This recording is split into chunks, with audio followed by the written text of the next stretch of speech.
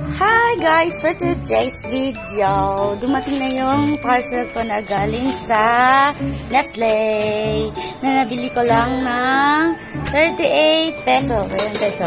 Kasi yung price niya is 0.01. Okay, try na natin ha.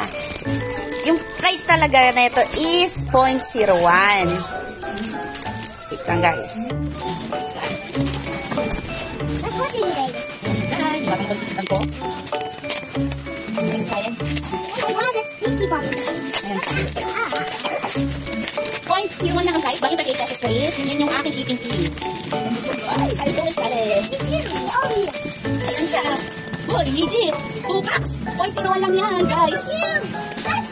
Legit siya, guys. 2 packs sa loob ng 0.01 lang. Bali, shipping fee lang talaga yung binayaran ko. At hindi naman siya expired January 3 pa, 2024 pa.